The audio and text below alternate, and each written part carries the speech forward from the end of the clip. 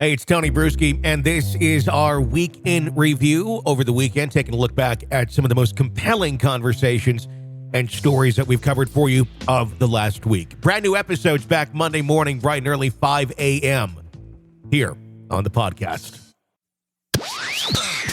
This is the examination of the hidden human condition. You're listening to the Hidden Killers Podcast. This is the Hidden Killers Podcast with Tony Bruschi. Robin Drake is joining us. We're going to do a little breakdown since we haven't had a chance to talk yet about the outcome of the Daybell case and get his insight. Robin, of course, retired FBI special agent, chief of the Counterintelligence Behavioral Analysis Program.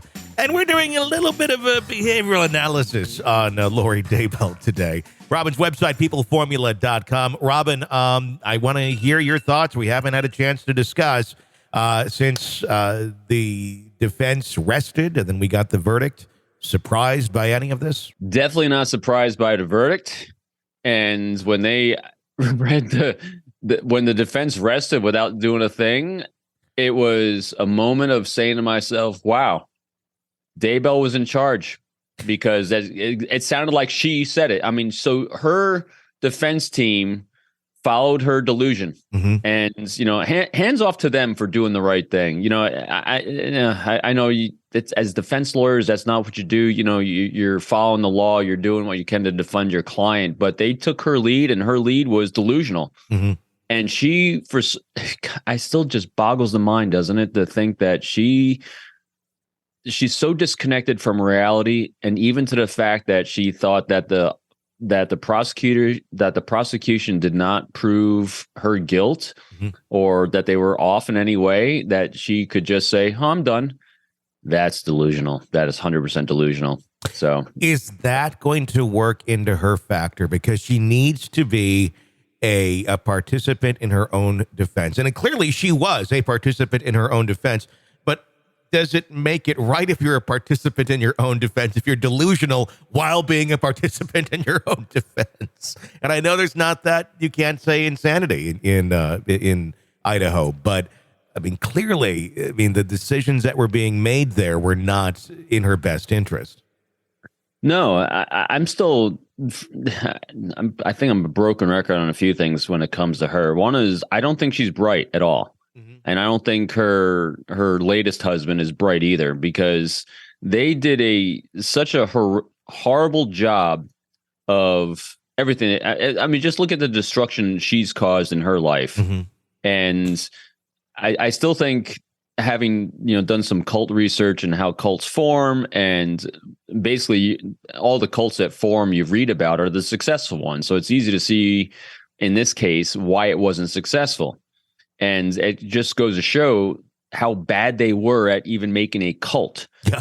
So, because she's got no skills. I mean, what did she, besides being on Wheel of Fortune and a beauty queen when she's younger, I honestly have no idea what her job ever was. I don't think she has a job. Her job was to kill people and take their insurance money, because she had no skill set. So cults in general, when they are forming and when they're moving, they're actually pretty highly functioning when it comes to creating income. They force their members into cheap labor. They're selling some product or service. They're doing something for revenue generation.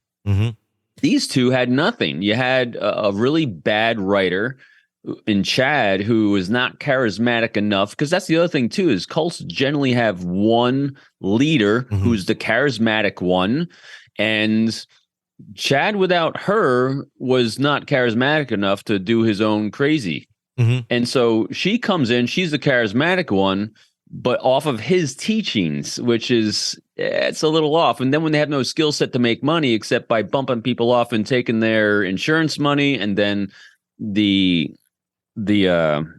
Social Security from the kids' deaths. I mean, that is someone who went from 0 to 100 on a cult. They didn't isolate their members so that their members or pseudo members or followers or friends or whatever you want to call them weren't buying totally into what they were saying, especially when people started getting bumped off. So they just did a horrible job. And so I think, as you're seeing her cognitive thought process, and then also one of the final days of testimony in the prosecution, when they showed the video of them serving them papers in Hawaii, when they serve her the paper, and you can see on the video, she's got this like blank expression. And someone I was on a show with the other day, it looks like she's literally saying, as she's being served papers to produce her children under law that had been missing as they're on their honeymoon in Hawaii, the look on her face was like, "Hey, you're in my son." I mean, I know. And Chad's just like, "What's this all about?" I'm sure. And you could actually see his jaws were clenching, and you could see the tension in his jaws. Like he was kind of cognating what was going on, but she was literally like, "Hey, you're in my son. Papers? What papers?" I mean, she just had this blank expression on her face because I don't think she's got any marbles rolling around up there. I really don't. No, I mean, it was like there was no recognition of what the gravity of the papers were that were being handed to her whatsoever. And Chad's was interesting. I still struggle with trying to grasp, does Chad know what's going on the whole time, and he was just trying to hold on for dear life to the blonde woman in the bikini next to him, no matter what, come hell or high water? Or is he also drinking his own Kool-Aid, believing that, yes, we got rid of zombies and we're going to still get away with this? I think it's got to be a blend. I think he's rationalizing the behavior, but I'm with you though. He's riding the crazy train that she started, but the loyalty she still has to him and getting angry with her defense team when they're insinuating it was all because of him. It kind of made her angry. And it's like, because she's still believing that garbage he was pumping. I'm just glad that that part of it is done. And now the next part's going to be when he's up. It's going to be really, really interesting because I had read that the children are going to try to, and everyone, I think that his defense team is going to try to throw her under the bus as being the real cause of it. He, like you said, he was just on the crazy train by mistake. One of the things I had heard, and maybe you have as well, I don't have it substantiated or confirmed, but from many people that were kind of on the ground in that area, is that Lori was not cooperating with her defense very well. Participating, yes, but in terms of cooperating and agreeing with much of what they wanted to do, not so much, which is why we didn't see a ton of throwing Chad under the bus or Alex. We did see it a bit, but it was also noted that every time her defense would do that, she really cringed up. Like she apparently really did not want them to be throwing them under the bus. And I think she had no idea what was going to happen in closing because they seemed to go a little bit further. I think almost just taking the cards into their own hand and going, we're going to say what we think we need to say here. Because it seemed to be at the closing, they were more harsh on Chad and the whole belief system and her mental health at the very end, kind of spelling out what they thought that was going on. But I don't know how much Lori was behind, closing that way. Yeah, I heard the same thing, and you could kind of see in the behaviors as well, is that she was just making their lives so difficult that almost, just the way they closed it seemed like they threw in the towel and said, all right, you be you, and you want us to say this, we're going to say this, and we'll you see you after a couple of lifetimes in jail. Yeah. It makes you wonder exactly, what, if ever she's going to have any sort of realization. I think at the end of the day, the families just want her to realize what she did and feel that. So. And just feel that. I don't think so. Yeah, I don't think she ever will.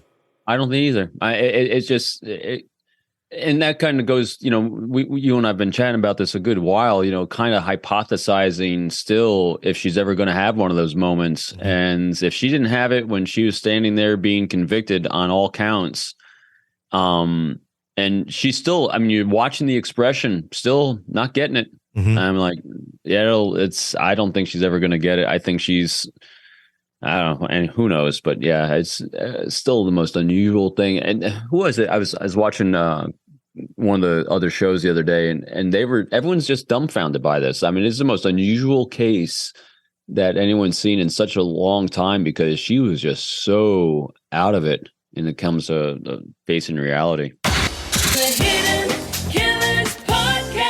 We got more with Robin. Yeah, press subscribe so you don't miss any of it. We're going to continue talking about the case throughout the week and a couple others as we continue to dive into the world of, horrible people, as I like to say, and seek justice for those affected by them. If you'd like to weigh in on any of the cases that we follow for you right here, we'd love to hear your voice. 888-554-5537. 888-5-KILLER is our phone number. I'm Tony Bruschi. Stay with us.